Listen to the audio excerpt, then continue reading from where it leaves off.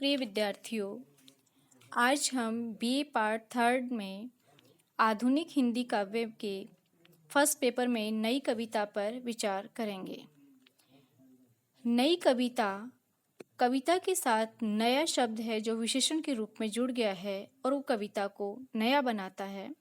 किस रूप में और किसे नई कविता कहा गया है, इसकी क्या विशेषताएं हैं, इस पर हम विचार करेंगे, विमर्श करेंगे। नई कविता भारतीय स्वतंत्रता प्राप्ति के बाद लिखी गई उन कविताओं को कहा गया है जिसमें परंपरागत कविता से आगे नए मूल्यों, नए भावबोधों और नए शिल्प विधान का अन्वेषण किया गया। अर्थात नई कविता अपनी परंपरागत या पुरानी कविता से नई थी। यद्यपि ये अन्वेषण साहित्य के लिए कोई नई वस्तु नहीं है, ये एक अनवरत चलने वाली प्रक्रिया है। नई कविता में नया शब्द है वो अत्यंत भ्रामक है, क्योंकि ऐसा प्रतीत होता है कि कविता का एक विभाजन हो गया, इससे पहले की कविता पुरानी और बाद की नई।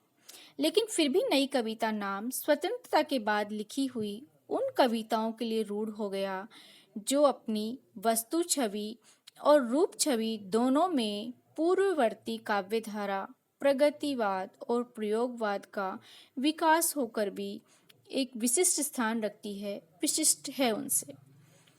नई कविता की प्रवृत्तियों की बात करें तो उसकी सबसे पहली विशिष्टता हमें दिखाई पड़ती है जीवन के प्रति उसकी आस्था। जो प्रयोगवाद है, प्रगतिवाद है, वो अति यथार्थवाद हो गया था और जीवन के प्रति एक नकारात्मक दृष्टि कहीं न कहीं झलकने लगी थी। लेकिन नई कविता में जीवन के प्रति आस्था है। आस्था से तात्पर्य है जीवन के इस संपूर्ण उपभोग में उसका अगाध विश्वास है। वो क्षण में विश्वास करती है, क्षण क्षण को जीने में विश्वास करती है। जीवन के संपूर्ण उपभोग की सार्थकता वही समझ सकता है जो इसके समझ पाप, पुण्य, गुण, दोष के सहित इसको सत्य माने। आज की क्षणवादी और लघु मानववादी दृष्टि जीवन के मूल्यों के प्रति नकारात्मक नहीं बल्कि स्वीकारात्मक दृष्टि है और नई कविता जीवन को इसी के लिए पूर्ण स्वीकृति देती है।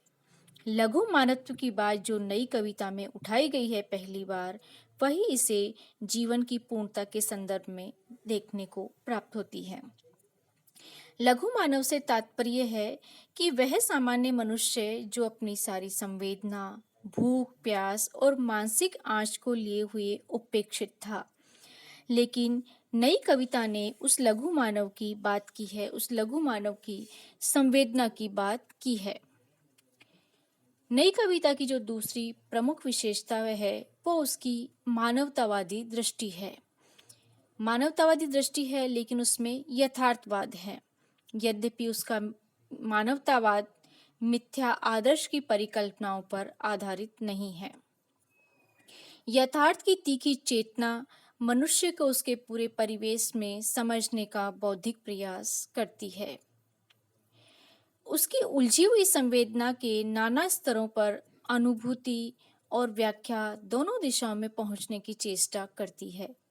अतः नई कविता मनुष्य को किसी कल्पित सुंदरता और मूल्यों के आधार पर नहीं बल्कि उसके भीतर तड़पते हुए दर्दों, पीड़ा और संवेदना के आधार पर देखती है और उसे प्रकट करती है। अज्ञेय की एक कविता का उदाहरण है। अच्छा खंडित सत्य, सुघर निरंद्र मृषा से, अच्छा पीड़ित प्यार अकंपित निर्ममता से, अच्छी कुंठा रहित इकाई सांचे ढले समाज में, अच्छा अपना ठाठ फकीरी मंगनी के सुख साध से, अच्छा सार्थक मौन व्यर्थ के श्रवण मधुर छंद से। नई कविता क्षणवादी है, वो क्षण क्षण को भोगने की वकालत करती है, हर प्रत्येक क्षण को सत्य मानती है, क्योंकि जीवन में बड़ी घटनाएं या बड़ा कुछ है वो तो कभी कभार ही घटित होता है। इसीलिए उस सत्य को पूरी हार्दिकता से, पूरी चेतना से भोगने का समर्थन करती है। क्षण बोध शाश्वत बोध का विरोधी नहीं अपितु उसे प्राप्त करने की यथार्थ और अनवरत प्रक्रिया है। और सच तो यह है कि हम क्षणों में जीते हैं, क्षणों में ही अपने आप को शाश्वत पाते हैं। क्षणों में दिखाई पड़ने वाला जीवन सौंदर्य और जीवन की व्यथा या उल्लास आदि ही यथार्थ होती है।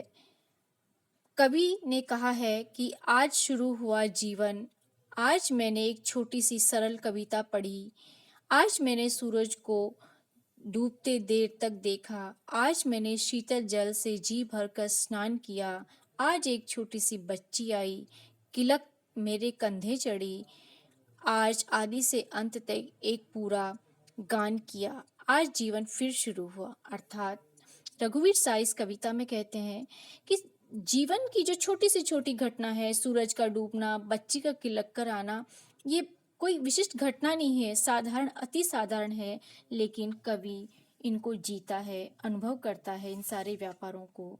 और अब तक इन व्यापारों का इतिहास में या काव्य में कोई स्थान नहीं था, लेकिन नई कविता के कवि ने अपनी इन अनुभूतियों के क्षणों को काव्य में व्यक्त किया है। नई कविता ने मूल्यों को किसी बंधे बंधाए फॉर्मूले में स्वीकार नहीं किया है, अर्थात जो मूल्यों के प्रति स्वीकारोक्ति है वो भी अपने आप में से भिन्न बनाती है। मूल्य मनुष्य के अंतर्द्वंद, संकल्प विकल्प, लघुता महत्ता से मिले जुले संदर्भों में ही खिल सकते हैं। अर्थात समाज निरपेक्ष या समाज से परे मूल्यों का कोई महत्व नहीं है जब तक कि इनकी टकराहट ना हो। एक सत्य होता है व्यक्ति का, एक सत्य होता है समाज का। मानव मूल्यों के प्रति आस्थावान व्यक्ति अपने व्यक्तिगत विकल्प को सामाजिक संकल्प के सामने विसर्जित कर देता है। लंका युद्ध से पहले के युद्ध के विषय में राम के मन में संशय की रात्रि उमड़ घुमड़ रही है। वे व्यक्तिगत युद्ध के विरुद्ध हैं। युद्ध में उन्हें हजारों प्राणों की आहुतियां दिखाई पड़ती हैं, परंतु सामाजिक निर्णय युद्ध के पक्ष में है। यही निर्णय सामाजिक हित में है और ऐतिहासिक विवशता भी है। यह एक दर्शन है जिसको कि स्वीकार करना ही पड़ेगा। नरेश मेहता संशय की रात में कहते हैं, मैंने अपने को सौंप दिया, ज्वारों को विवश धरती सा सौंप दिया, अपने को सौंप दिया, अब मैं निर्णय हूँ सबका अपना नहीं।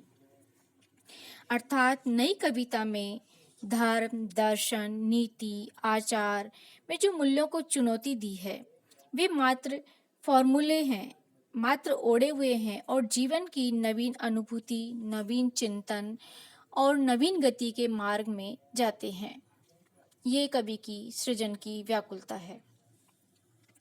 नई कविता की अगली महत्वपूर्ण विशेषता है लोक संप्रति। नई कविता पर विदेशी चिंतन की छाया है, किंतु उसकी अनुभूतियां, उसके बिंब, उसके जीवन छवि अपने ही परिवेश से उपजे हैं।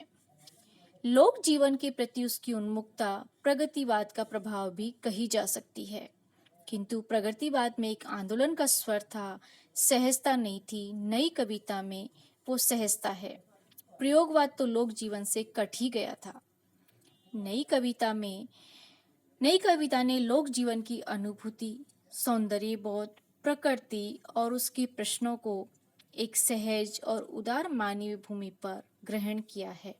साथ ही साथ लोक जीवन के बिंबों, प्रतीकों, शब्दों और उपमानों को लोक जीवन के बीच में से ही चुनकर ही उसे अत्यधिक संवेदनापूर्ण और सजीव बनाया है।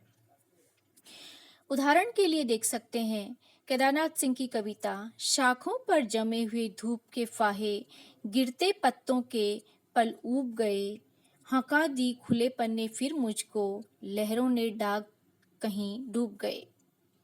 आगे कहते हैं, बंधी लीक पर रेले लादे माल, चिहुकती और रंभाती अफराए डांगर सी, ठिठुरती चलती जाती नदियों में बाढ़ आई, डूब सब ढह गए, हरियाए किनारे सूखे पत्ते सब बह गए। अर्थात नई कविता में जो लोक संप्रति है वो स्पष्टतः दिखाई देती है। नई कविता अपने बिंब और प्रतीक पुराण और इतिहास से भी चुनती है और उन्हें नए और गहरे अर्थ से संपन्न बनाती है। कुछ फुटकल कविताएं तो हैं, लेकिन पुस्तक के रूप में अंधायुग, कनुप्रिया, आत्मजयी और संशय की रात महत्वपूर्ण कृतियां हैं। नई कविता जो है वो उसके स्वर का विकास है, वो आज की रोज़मर्रा की ज़िंदगी की अनुभूतियों में होता है और वो अपनी निजी जीवन की अनुभूतियों को या रोज़मर्रा के जीवन को बड़ी सहजता से अभिव्यक्ति देती है। ऐसे लगता है वो कवि का सच नहीं है, वो एक आम व्यक्ति का, हमारा, आपका सच है।